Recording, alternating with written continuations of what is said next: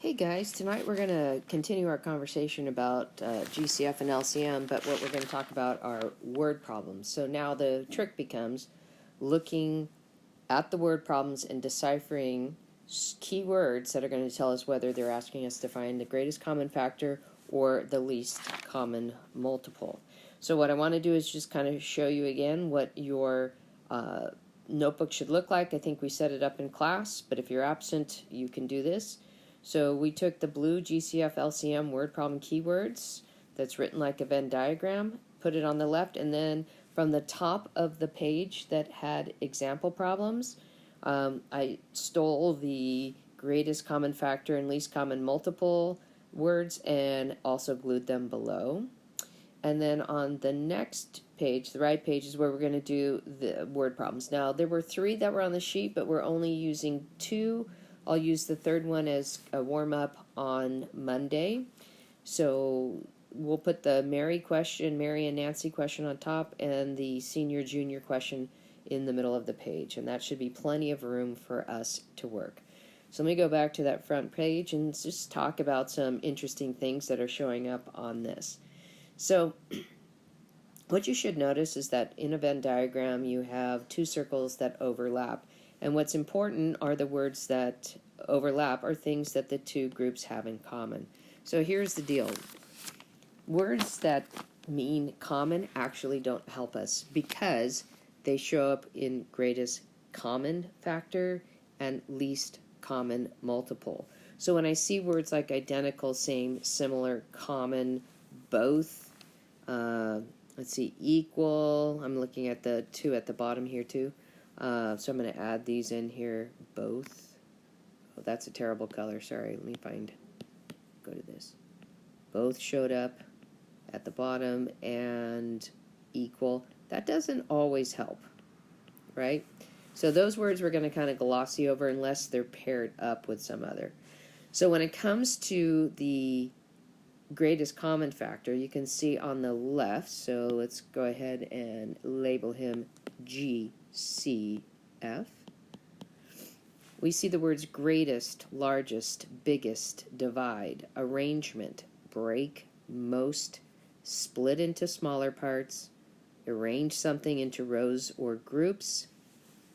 And then you see at the bottom on the left, it talks about biggest, largest, most, maximum. So the only word that didn't show up in the Venn diagram was the word maximum, but that's kind of like the word most.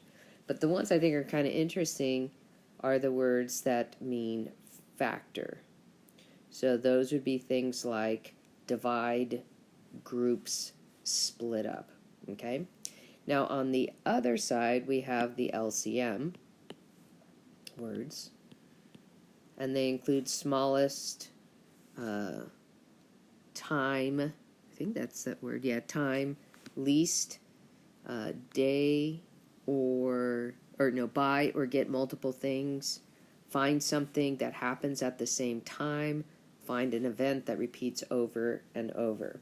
So at the bottom, I see words like first, so that's an additional word that wasn't in that group. Smallest, we saw that before. Next time, that's interesting. And minimum, so there's a couple of good words that showed up in that least group. And then under multiple, it talks about something is repeated and something like every so many days, every so many hours. So those are the words we're going to be listening for as we solve our next 2 problems. So I'm going to skip over this is what your should look like in your spiral, and we're going to start with Mary and Nancy.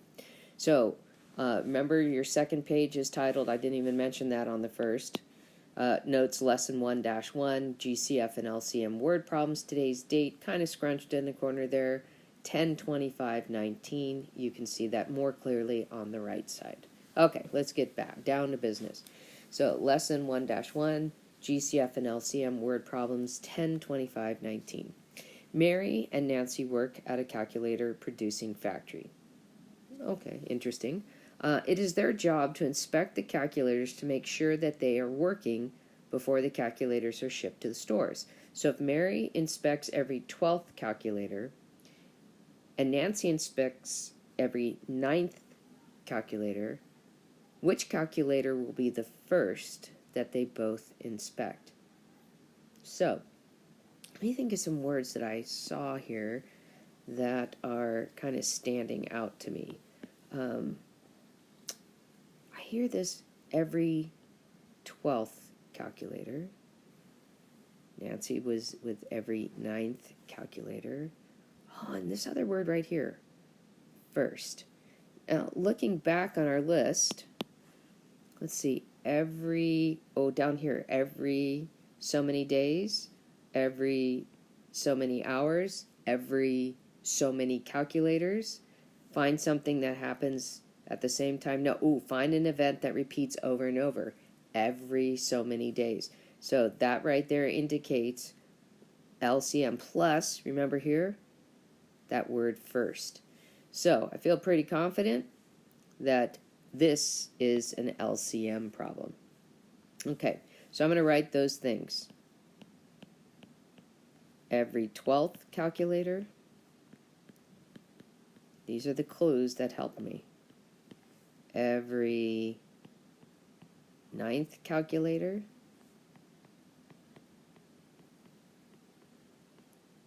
And then the word first. Okay, so I'm going to go ahead and I'm going to solve. Now, my favorite strategy really is the latter method because I can do that method and figure out a GCF and an LCM. So that's why I love that method. So our two numbers are 9 and 12. We're going to look for a common factor. Well, I know 3 can go into both of them.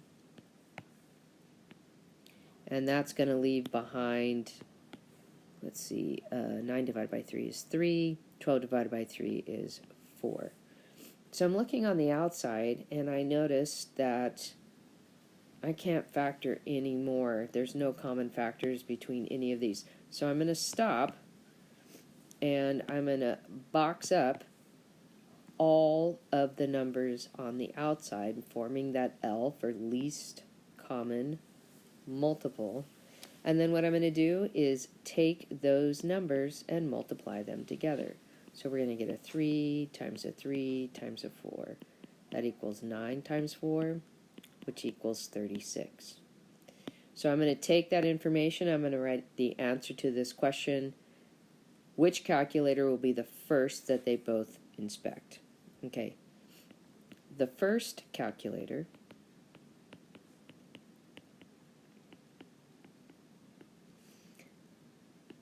that Mary and Nancy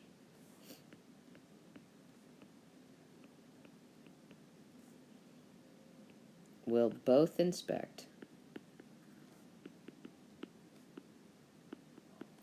will be the 36th calculator. Okay, pretty straightforward. All right, let's go look at the question about those seniors and juniors. So this one says there are 100 seniors and juniors in their homecoming parade. Nothing that fancy other than some numbers, right? The students split up into groups of equal size to fit on the parade floats. They want the most students possible on each float, with just juniors or just seniors on each float. How many students should be on each float? All right, so I'm hearing some words here, so let's go back and look. So I'm hearing about they want to split into smaller parts. Okay, that sounds like GCF. And then it talked about arranging something into rows or groups. So it said something about equal groups. I also heard the word split up, which was in the bottom group. So, oh my gosh, that's enough evidence for me. That's going to be GCF. So, here's what I saw again. Split up, groups, equal size. They want the most students possible in each float. Okay, so let's write down those key ideas. split up. Oh, hello, if I could spell today. Split up, groups, equal size, and most. So those are the words that give me the clue that say, hey, this is a GCF problem. Now I know it said 2 clues, but I wrote down 4. That's okay.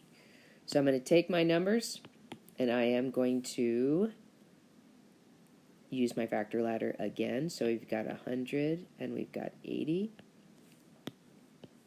So we're going to look for factors that we can factor out. So let's see, let's do 10 since they both end in a 0. So that's going to give me 10 divided by 10 is 10. 80 divided by 10 is 8. Ooh, they're both even. So I'm going to factor out a 2 for them both being even. And that's going to give me 10 divided by 2 is 5, and 8 divided by 2 is 4. So now I notice that I have can't factor anything else out, but when I use my factor tree, or my factor tree, where did that come from? Factor ladder, for GCF, I only look at the vertical values, and it's only those that I'm going to multiply together, okay? So I'm going to have the GCF is going to be equal to 10 times 2. I only want the numbers that they have in common. So that gives me 20. So for my final sentence, how many students should be on each float? There should be 20 students on each float. Okay, we're going to practice this a lot more Monday. So good luck with this and have an amazing weekend. See you guys on Monday.